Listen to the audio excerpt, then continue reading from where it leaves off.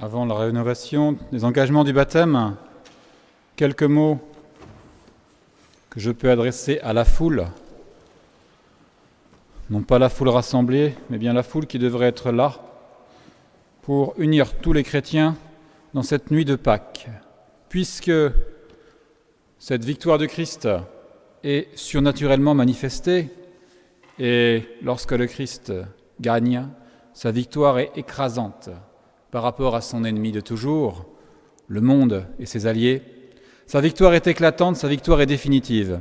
Si bien qu'aujourd'hui, ici-bas, la joie de l'Église doit être comparable à la joie du lieu de la victoire de Christ, c'est-à-dire à celle de la cour céleste, où nous pouvons écouter, si nous avons une âme véritablement ouverte, toutes ces myriades d'anges qui font résonner des Alléluia. Le Christ est ressuscité. Il l'est, dans cet Alléluia de joie, par sa propre puissance. Déjà, le Christ avait fait ce miracle d'un Lazare qu'il avait pu ressusciter au bout de quelques jours, et cette fois-ci, c'est d'une manière immensément supérieure qu'il se ressuscite lui-même, alors qu'il a été tué par ses ennemis qui croyaient l'avoir terrassé. L'homme-Dieu, ainsi, suite à sa passion et à son séjour terrestre, devient, par conquête, le roi vainqueur, le juge également des siècles à venir, c'est lui qui va venir à la fin des temps, le destructeur de la puissance de Satan et pour nous le sauveur de tous les hommes, puisqu'il vient nous ouvrir ensuite les portes du paradis. La gloire du Seigneur, cette gloire qui rayonne particulièrement aujourd'hui, c'est bien le but du chrétien, car si nous vivons, ce n'est pas pour passer un moment sympathique sur la terre, mais c'est bien pour louer notre Seigneur dans l'éternité. Mais cette nuit, particulièrement, la gloire de Christ resplendit et nous pouvons, d'une certaine manière, en contempler la beauté, du moins une certaine part de sa beauté. Elle est toujours voilée par le voile de la foi, mais toujours ce voile est comme un petit peu soulevé par cette joie qui nous est donnée dans cette cérémonie. Les premiers chrétiens, dans leurs églises, représentaient souvent une forme de ce Christ ressuscité, ils représentaient souvent la croix glorieuse, et notamment sur leurs mosaïques. Ils faisaient des très belles églises avec des mosaïques. On peut voir en Italie, notamment des croix qui sont représentées comme des croix d'or, ornées de pierres précieuses, qui en font deviner, comme le prix surnaturel, la splendeur éternelle. Et ce n'est qu'au bout de quelques siècles de chrétienté, ce n'est que vers le 5e siècle, que l'on a osé représenter le Fils de l'homme torturé en croix, c'est-à-dire le crucifix. Et cet homme qui a subi la passion nous présente aussi les signes de sa gloire. Je veux parler des plaies, mais des plaies glorieuses de notre Seigneur Jésus-Christ. Parce que les plaies du Christ, habituellement, nous pouvons l'utiliser comme un sujet de méditation, mais surtout dans sa douleur, puisque c'est un exercice fécond que nous propose l'Église pour notre prière, spécialement dans la Sainte Quarantaine, dans le Carême. Mais n'oublions pas d'honorer notre Seigneur Jésus-Christ, plus spécialement alors qu'il est ressuscité par la contemplation de ses plaies glorieuses, comme étant, cette fois-ci, un sujet de joie, un sujet d'honneur. Le Christ et son Père ont voulu que le corps glorieux du Sauveur des hommes soit réellement marqué par les plaies de la Passion. Non pas seulement pendant quelques jours, non pas seulement pendant quelques heures, mais bien pour l'éternité. Ce sont les signes d'une souffrance passée. Elle est effectuée dans l'histoire. Dieu est impassible. Mais toujours, cette souffrance est actuelle dans le sens où elle est l'offrande du Fils à son Père éternel. Les plaies glorieuses, donc, sont une réalité dans le corps de Christ, qui symbolise profondément cette continuation de l'acte sanctificateur de notre Seigneur Jésus-Christ, en faveur de son Père et de sa justice, et du prolongement que l'on peut en trouver dans l'acte sacrificiel par excellence, qu'est la Sainte Messe. Cette prolongation, cette continuation du sacrifice de la croix. Vous savez que l'hostie du prêtre est brisé avant d'être consommé, comme pour marquer ce corps de notre Seigneur Jésus-Christ qui a été lui-même marqué par ces quelques plaies. Et le corps de Christ, s'il est immaculé, s'il n'a pas une tache, c'est l'agneau sans tache, présente par contre un véritable chapelet de cicatrices qui ne nuisent pas à sa beauté, mais qui sont au contraire les marques solennelles de sa gloire. Les 5 plaies du Christ, quand on parle d'un chapelet, c'est qu'il y a une raison. Les 5 plaies du Christ résument l'étendue de toutes les offrances de notre Seigneur Jésus-Christ durant sa passion, de l'offrande de son corps, de ce sacrifice de l'agneau divin.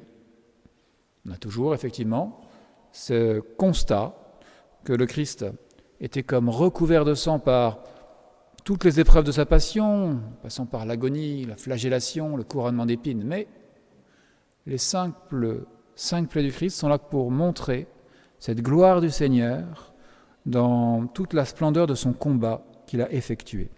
L'athlète antique, vous savez, avait toujours une couronne de verdure. Le héros, au combat, à l'heure actuelle, reçoit une médaille. Les martyrs ont eux-mêmes des couronnes au ciel, des couronnes surnaturelles. Et les plaies du Christ résument toutes les couronnes que peuvent avoir les saints et les martyrs. Ce sont des véritables ornements du corps glorieux du Christ. Celui qui était au Tabor rayonnait déjà de lumière, comme Moïse lui-même rayonnait d'une certaine lumière lorsqu'il était monté au sommet de la montagne du Sinaï. Le Christ, dans son corps glorieux, était déjà bien plus resplendissant. Et comme conquête de son passage terrestre, les plaies du Christ sont là pour nous apporter la joie de son nouvel éclat. En ce saint jour de Pâques, honorer ces saintes plaies fait partie de l'honneur rendu à Jésus. Et nous, chrétiens, nous devons non seulement adorer ces saintes plaies, y trouver notre joie parce qu'elles sont glorieuses, mais aussi, d'une certaine manière, nous y réfugier. C'est un refuge. Un refuge qui est un lieu de protection, mais également un accès, une porte d'entrée. Et une porte d'entrée au mystère de notre Seigneur Jésus-Christ, qui s'est donné pour nous. Les apôtres ont pu voir de près le Christ. On connaît bien l'épisode de saint Thomas, celui qui doutait et qui a pu voir et toucher les plaies, notamment de la main de notre Seigneur, et sa foi, sa vertu, a été totalement renouvelée. Et le Christ a vaincu la mort et honoré la plaie de son côté, permet d'atteindre le Sacré-Cœur, c'est-à-dire ce cœur qui est à la fois symbole de la vie par excellence, mais aussi de sa charité inépuisable, de sa miséricorde infinie. Saint Jean l'évangéliste a été le témoin qui a écrit sur son évangile qu'il a vu du sang et de l'eau sortir de cette plaie. Et lui-même, il a pu entendre ce cœur battre alors qu'il était au soir de la Cène sur le sein du Seigneur. Quant à nous, à notre petit niveau, pour continuer ce que les apôtres ont pu vivre, sentir, eh bien le cierge pascal présente à nouveau ces 5 plaies, par 5 trous où vont se réfugier 5 grains d'encens. Ils y sont fixés, comme le Christ était fixé sur la croix, comme nous devons être fixés à notre Seigneur Jésus-Christ, glorieux. Vous savez qu'habituellement, à la messe, on nous demande d'être le sel de la terre, et c'est vrai. Mais aujourd'hui, il nous est comme rappelé que nous devons marcher à la suite de la lumière de notre Seigneur Jésus-Christ. La suite de la phrase, le sel de la terre, c'est d'être la lumière du monde. Nous avons devant nous, plus spécifiquement, ce symbole de la lumière du monde qu'est notre Seigneur Jésus-Christ dans ce cierge. Être éclairé par sa flamme. C'est une chose, mais ce n'est pas suffisant d'être éclairé par le Christ. Il faut être brûlé par sa charité. C'est-à-dire que plus que le sel, cette fête de Pâques nous rappelle que nous devons être ces grains d'encens brûlés par l'amour divin. Offrir l'encens de notre prière. Au cœur de ces clous, il y a un grain d'encens. Au cœur de notre âme, ça doit être cette prière qui s'élève, car la fumée de l'encens, c'est vraiment le symbole de la prière qui s'élève vers Dieu. Nous devons nous fixer au Christ. Et c'est une réalité. Et ce n'est pas si facile. Mais ça peut se faire également dans la joie. Nous devons demander sa lumière. Et voilà quelle est l'attitude du chrétien devant son roi. Sachons donc nous confiner dans ces petits trous. Ils sont là pour nous. Les petits trous du cierge pascal sont là pour pouvoir nous faire bénéficier de cette grâce pascale dans la joie pascale. Et le monde peut aller de travers. Et on peut dire qu'en ce moment, il va de travers. Le Seigneur sera toujours dressé, lumineux comme les cierges. C'est un phare. Et un phare qui guide le monde entier dans la tempête, mais un phare qui non seulement éclaire, non seulement il apporte cette lumière au milieu de ces ténèbres, mais aussi il offre en même temps ce port du salut. Il offre ces petits trous, cette anfractuosité du mur dont parlent les Saintes Écritures dans l'Ancien Testament, où la colombe, c'est-à-dire l'âme éprise de Dieu, vient se réfugier. Les plaies glorieuses de Christ sont pour nous des portes célestes. Et ces portes sont ornées afin que nous sachions chanter la gloire du Sauveur ressuscité. Ce soir, les Alléluia vont résonner. Seule cette Église ne se rend pas fort puisque nous sommes très peu nombreux. Nous aurions une Église remplie, ce ne serait pas encore assez nombreux par rapport au nombre d'âmes qui existent autour de nous dans notre ville, nous le savons. Mais les anges sont là. Les saints de toutes les époques de la chrétienté sont présents et ils font résonner ces Alléluia. Nous n'en sommes que les relais ici-bas.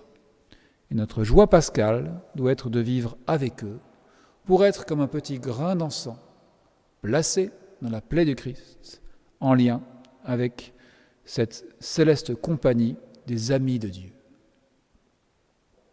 Nous allons maintenant, en guise d'Alléluia terrestre, pouvoir effectuer la rénovation des engagements du baptême. Nous aurons notre cierge allumé, notre cœur ouvert, notre âme tournée vers le ciel pour demander la grâce. Et nous pourrons ainsi renouveler ces engagements du baptême, c'est-à-dire à nouveau nous fixer sur notre Seigneur Jésus-Christ, nous fixer sur son cierge avec cette élévation de l'âme qui correspond à l'encens brûlé en offrande au Père.